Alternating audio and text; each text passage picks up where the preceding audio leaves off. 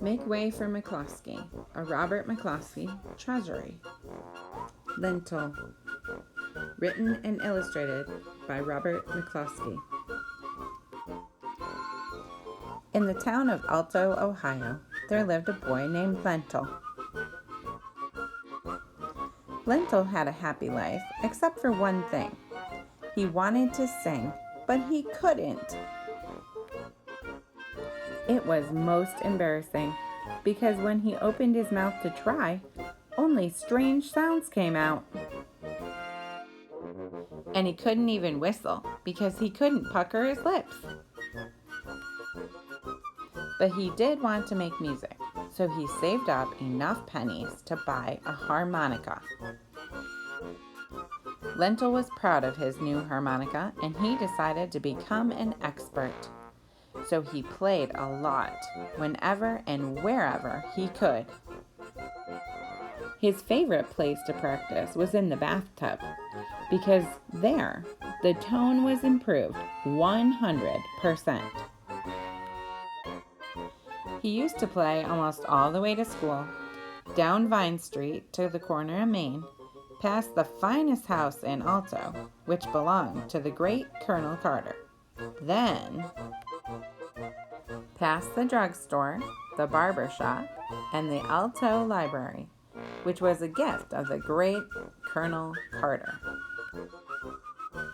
By the Methodist Church, through the Carter Memorial Park, and around the Soldiers and Sailors monument that the Colonel had built there. Then Lentil would stuff his harmonica into his pocket and take a shortcut up the alley behind the hardware store, so he would not be late for school. People would smile and wave hello to Lentil as he walked down the street, because everyone in Alto liked Lentil's music. That is, everybody but Old Sneap. Old Sneap didn't like much anything or anybody. He just sat on a park bench and whittled and grumbled. One day, the news got around that the great Colonel Carter, who had been away for 2 years, was coming home. People began to plan a grand welcome, but when Old Sneap heard the news, he said, we was boys together. He ain't a mite better than you or me, and he needs taking down a peg or two. And Sneap kept right on whittling. But everybody else kept right on planning. Colonel Carter was the town's most important citizen. So, the people hung out flags and decorated the streets. The mayor prepared a speech, the Alto Brass Band put on their new uniforms, and the printer, the grocer, the plumber, the minister, the barber, the druggist, the iceman, the school teachers, the housewives and their husbands, and their children, yes. The whole town went to the station to welcome Colonel Carter. The train pulled in. The musicians and the band were waiting for the leader to signal them to play. The leader was waiting for the mayor to nod to him to start the band, and the mayor was waiting for Colonel Carter to step from his private car. All the people held their breath and waited. Then there was a wet sound from above. Slurp. There sat Old Sneap, sucking on a lemon. Old Sneap knew that when the musicians looked at him, their mouths would pucker up so they could not play their horns. The whole band looked up at Old Sneap. The mayor gave the signal to play, but the cornetist couldn't play his cornet, and the piccolo player couldn't play his piccolo.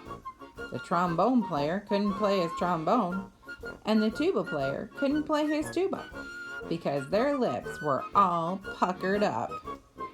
They couldn't play a single note. The musicians just stood there holding their instruments and looking up at Sneap, sucking on that lemon.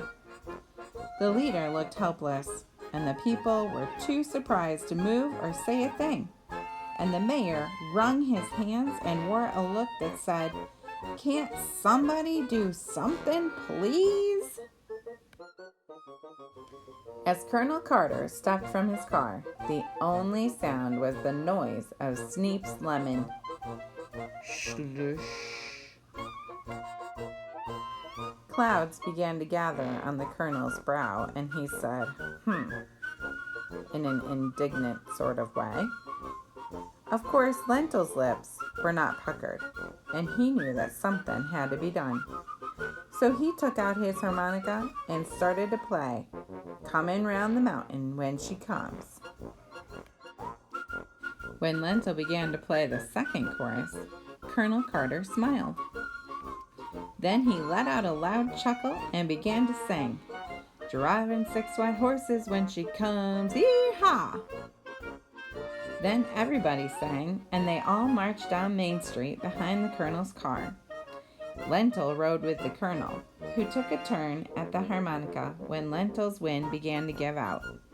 He said that he hadn't played one since he was a boy, but he did very well considering. They marched to the colonel's house and paraded through the gate and onto the front lawn. The mayor's committee served ice cream cones to all the citizens, and Colonel Carter made a speech saying how happy he was about such a fine welcome and how happy he was to be home again. When he said that he was going to build a new hospital for the town of Alto, everybody was happy, even old Sneep. So, you never can tell what will happen when you learn to play the harmonica. The end. If you enjoyed this read aloud, please like, subscribe, and share with your friends.